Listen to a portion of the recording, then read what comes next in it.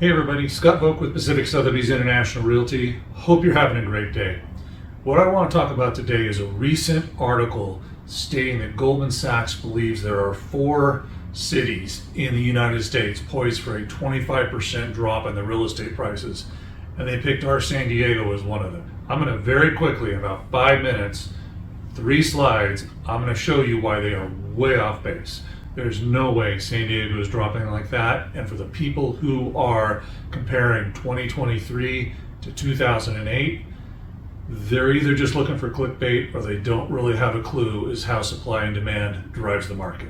This is the median sales price of San Diego homes from January 2004 through 2022, and we want to focus on each end of the chart. Looking at the left side, hone in on January 2008, you can see that prices had fallen pretty steeply and we're now matching pretty closely to where we were in January of 2004.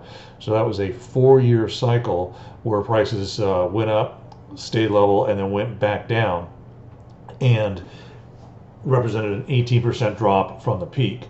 Now, these homes, importantly, with this 4-year time period, the total number of homes sold in here was about 140,000. So you've got 140,000 homeowners who have negative profit. They actually are showing a loss on their property. Purchased it at 500,000, now it's down at 400,000.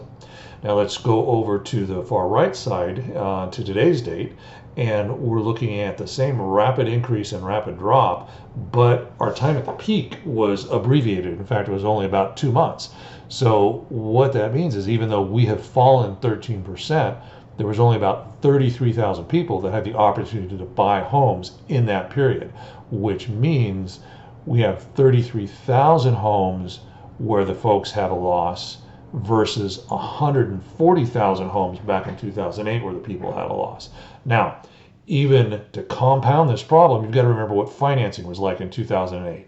Subprime all over the place. People were buying homes with nothing down, and they were buying investment homes with nothing down, sometimes maybe 3% down. So what that means is not only are these people who purchased homes here showing a loss, they also have no equity. They are underwater. If they purchased the home for 500,000, they financed 500,000 and it's now worth 400,000, but they still owe 500,000.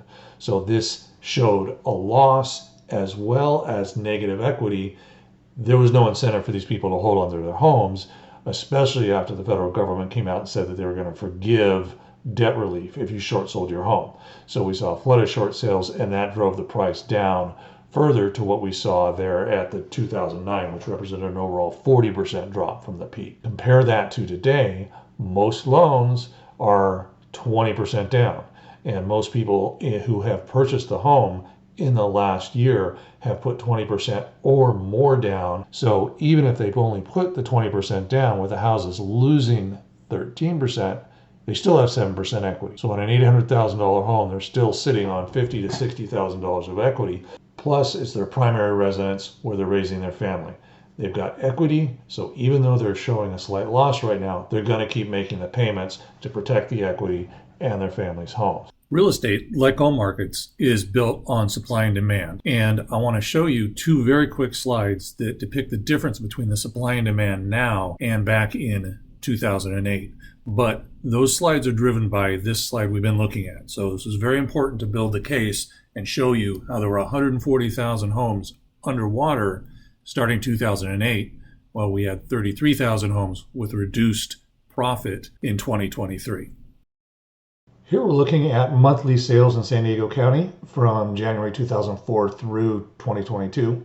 You'll notice the 2 low areas are the time periods we're talking about, December 2007 and December 2022. Both were caused by similar situations, different drivers, but in 2007, the end of the subprime lending cycle, where all of a sudden loans went from being very easy to very hard to get. 2022, we went from 3% interest rates to 7% interest rates. Money was very easy, went to being very hard to qualify. So both drops in demand were caused by a change in the financing availability. The key thing to note here is that We actually sold more homes in December of 2022 than in 2008. But given the fact that there were more homes and more people in San Diego, pretty much in terms of percentage of the market, about the same. This slide is going to be the nail in the coffin for those people that are claiming 2023 is going to be like 2008 was. This graph shows the number of active listings in San Diego by month. And you can see in January of 2008, we had close to 22,000 homes on the market. January 2023, that number is 3,300. Completely different markets. Plus, back in 2008, people were walking away from their homes because they had not only a loss on their property, but they had zero equity. They were underwater and their payments were about to go up, and the federal government told them that they could just walk away and there'd be no tax consequences. We don't have a lot of people underwater right now. People are losing money on their homes if they were to sell it, but they have equity due to the down payment requirements. So similar demand in each period, driven by difficult loan situations, but completely different supply situation. And that's what makes the difference. Hey everybody, thank you for watching my video. I really appreciate it. I hope I was able to show you that it doesn't make any sense to try and compare the San Diego market in 2008 to 2023. Different markets, supply and demand are different. The people who've been buying homes over the last 3 to 5 years are different, and we're just a lot more stable. So if you have any questions, leave them in the comments below.